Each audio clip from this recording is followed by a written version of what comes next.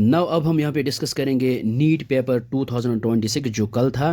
और इसमें हम यहाँ पे फिज़िक्स पार्ट पहले देखते हैं, फिर बाकी देखते हैं।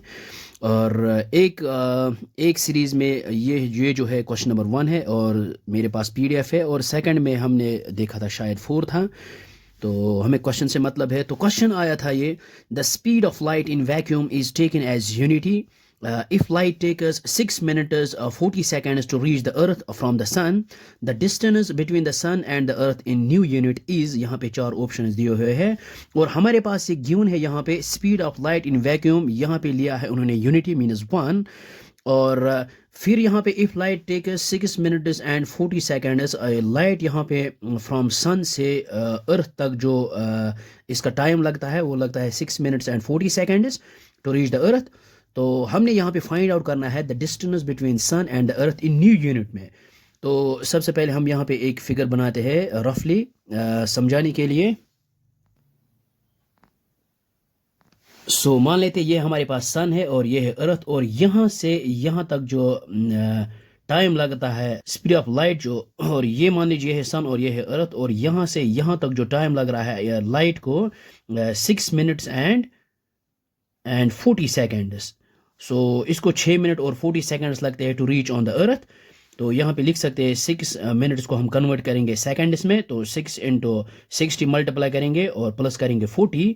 सो which is equal to 6 into 6, ये आएगा 36, और यहाँ पे 360 plus 40। So it means that इसको 400 सेकेंड्स लगते हैं फ्रॉम सन टू अर्थ।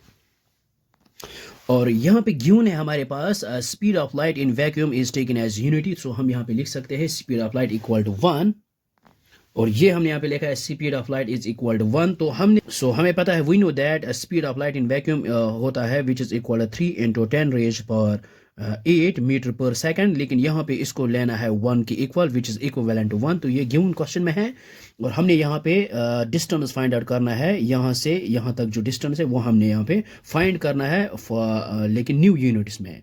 ये है यहाँ पे the earth, the distance between the sun and the earth in new unit. ये हमने यहाँ पे यहाँ से यहाँ तक जो डिस्टेंस है वो यहाँ पे फाइंड आउट करना है। तो हम यहाँ पे लिख सकते हैं, हम यहाँ पे सिंपल फार्मूला यूज करेंगे, we know that speed is equal to distance upon time. तो हम यहाँ पे लिख सकते हैं डिस्टेंस हमने यहाँ पे फाइंड आउट करना है।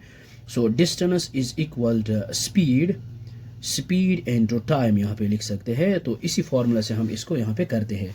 तो यहाँ पे लिख सकते हैं d is equal to speed of light, so v से डिनोट करते हैं इनटू t या फिर c, और d इज इक्वल टू ये है स्पीड, और स्पीड ऑफ लाइट हमने यहाँ पे लेना है 1, और टाइम जो है टाइम यहाँ पे हमने फाइंड आउट किया ये है 400।